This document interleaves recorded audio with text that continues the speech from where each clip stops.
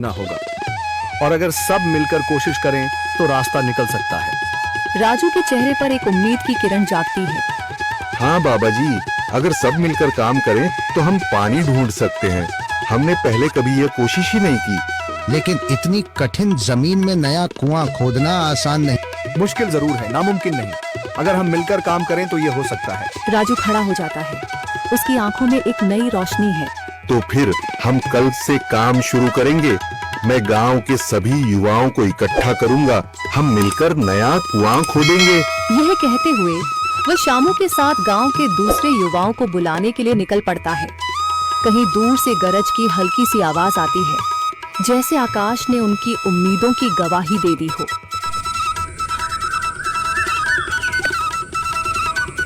अगली सुबह राजू और शामू गांव के युवाओं को इकट्ठा करने निकल पड़े। चौधरी महेश की हवेली के सामने एक भीड़ जमा है। बाबा जी, संदरी, गांव के कुछ बुजुर्ग और किसान सभी मौजूद हैं। हम हाथ पर हाथ रखकर नहीं बैठ सकते। अगर अल्लाह ने हमें हिम्मत दी है तो हमें खुद पानी के लिए मेहनत करनी होगी। हम एक नया कुआं खोदेंगे। लेकिन राजू, क्या हमें यकीन है कि वहाँ पानी मिलेगा? बेटा, पानी जमीन के अंदर होता है, बस सही जगह खोदने की जरूरत है। हमने अपने बुजुर्गों से सुना था कि पुरानी नहर के पास जमीन नरम थी, शायद वहीं पानी हो। बाबा जी सही कह रहे हैं। अगर तुम सब यह काम करने के लिए तैयार हो तो मैं अपने कुछ मजदूर भेज सकता हूँ। धन्यवाद चौधरी जी, लेकिन हम सब खुद भी मेहनत करेंगे। यह हमारे गांव के अस्तित्व की लड़ाई है। संदरी, जो अब तक चुप थी, आगे बढ़ती है। हम औरतें भी पीछे नहीं रहेंगी। हम पानी लाने की व्यवस्था करेंगी, खाना बनाएंगी, ताकि तुम सब आराम से काम कर सको। यही हिम्मत चाहिए थी संदर। पूरा गांव एक नई उम्मीद के साथ कुआं खोदने की तैयारी में जुट जाता है। दूसरी ओर कुआं खोदने का काम शुरू हो चुका है। राजू, शामू और दूसरे युवा बेलचे चलाने लगते हैं। मिट्टी बाहर निकाली जाने लगती है। तेज गर्मी के बावजूद सब पूरी हिम्मत के साथ जुटे हुए हैं। दोपहर की तेज धूप जमीन आग की तरह तप रही है। गांव के लोग लगातार कुआं खोदने में जुटे हैं। हाथ छिलने लगे हैं, माथे से पसीना बह रहा है, मगर किसी ने हार नहीं मानी। महिलाएं पानी और सत्तू लेकर आती हैं ताकि पुरुषों को कुछ राहत मिले। हमें और गहराई तक जाना होगा। अब तक सिर्फ सूखी मिट्टी और पत्थर ही निकल रहे हैं। राजू, यह बहुत कठिन काम है। अगर हमें पानी न मिला। अल्लाह मेहनत करने वालों को कभी निराश नहीं करता बेटा। तुम सब अपनी कोशिश जारी रखो, पानी जरूर निकलेगा। हिम्मत मत हारो।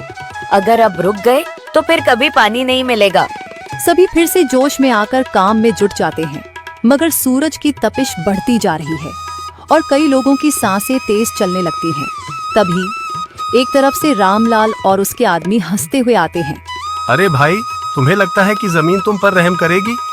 हाँ हाँ, ना समझ लोग, ये सब बेकार की मेहनत है। रामलाल, हमारा हौसला मत तोड़ो। अगर तुम मदद नहीं कर सकते तो कम से कम मजाक भी मत उड़ाओ। मदद? हाँ, मैं अपने कुएं का पानी बेच सकता हूँ, मगर मुफ्त में नहीं दूंगा। राजू सब अनसुना कर फिर काम में लग जाता है। शाम होने लगती है, लेकिन अभी तक पानी का नामो निशान नहीं। कुछ लोग मायूस होकर पीछे हटने लगते हैं। राजू, शायद रामलाल सही कह रहा है। यह सब बेकार है। नहीं शामू, हमें हार नहीं माननी। अगर आज हार गए तो फिर कभी हिम्मत नहीं कर पाएंगे।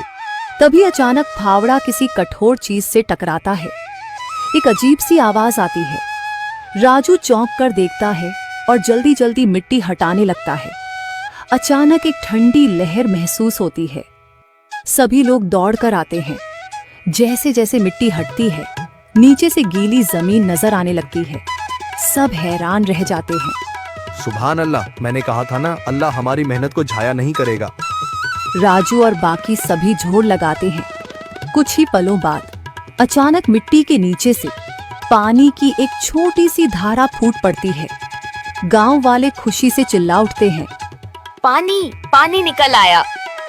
यह अल्लाह की कुदरत है रामलाल, जिस पर तुम्हें यकीन नहीं था। पूरा गांव आनंद से झूम उठता है।